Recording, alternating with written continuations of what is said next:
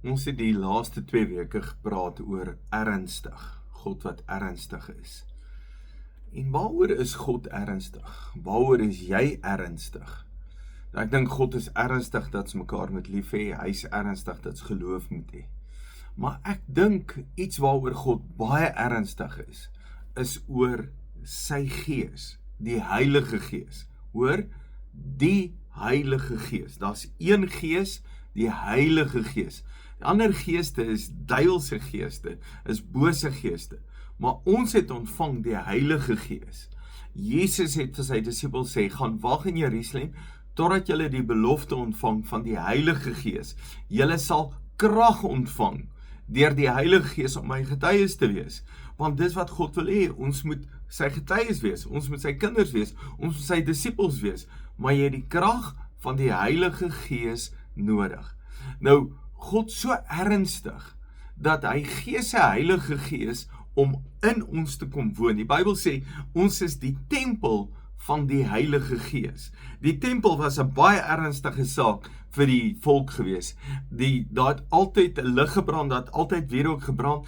Daar's enige Janraap en sy maat kan nie in die tempel ingaan nie. Hulle het tempelwagte gehad. Hulle sou, as jy iets verkeerd doen, is jy gestenig. Onreinheid mag jy nie in die tempel inkom nie.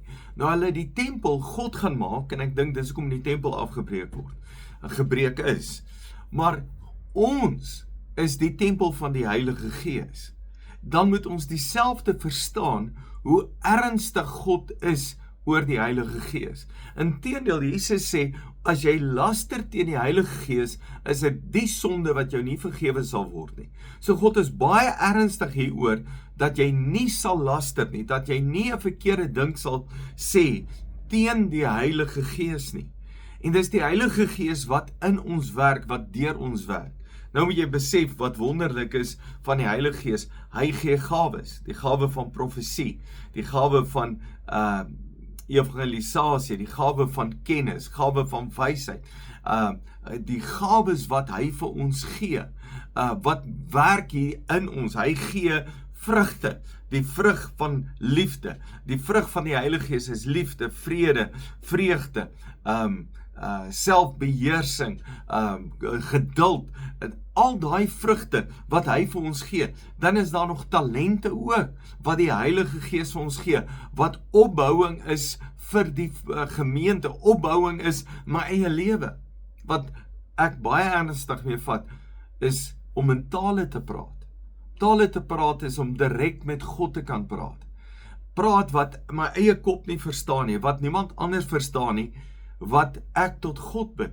Jesus sê dat die Vader soek aanbidders, ware aanbidders, wat in gees en waarheid aanbid. So ek moet God met gees aanbid. Nou sê Efesiërs 5, hy sê moenie dronk word van wyn nie, want daarin lê losbandigheid. So ons almal weet dit, maar word vervul met die Heilige Gees.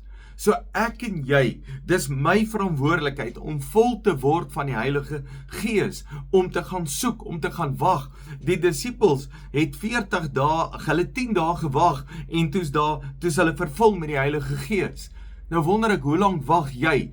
Wag jy net daar voor die televisie, wag jy maar daar in jou kar, wag jy maar waar jy is, of vat jy moeite en jy maak tyd, en jy bid, en jy bid, en jy bid, en jy bid, totdat jy vervul is met die Heilige Gees. Ek dink dit is geweldig belangrik, dat jy in tale sal praat. Wanneer jy in tale praat, praat jy direk met God. Wanneer jy in tale praat, connect jy met die Here. Wanneer jy in tale praat, is jy in een met die Here. En God wil hê dat ons saam met hom moet wees. God wil hê dat ons met hom kan praat, alleen kan praat.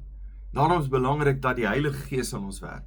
Nou ek dink, jy kan vervul wees met die Heilige Gees, en al die gawes kan deur jou manifesteer. Jy kan vervul wees met die Heilige Gees, en die vrug van die Heilige Gees kan manifesteer. Die talente kan manifesteer. Dan bid jy net en sê, Here, help my, laat ek ook in tale praat. Ek dink, ons sit baie keer 'n prop op onsself. Arnold de Wet, toe hy optree, toe sê hy een keer, haal die prop af, begin net die Here te loof en prys, begin die Here te aanbid, haal net die prop af. Ons sit baie keer 'n prop op, want ons verstaan dit nie, dit maak nie vir ons sin nie, dan blus ons die vuur uit, ons demper die Heilige Gees in ons eie lewe, maar ons moet toelaat dat die Heilige Gees begin werk. Toelaat dat die Gees van die Here deur ons werk.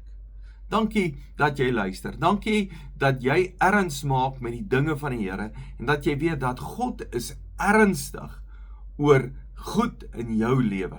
Dankie dat jy luister. Jy's 'n great blessing.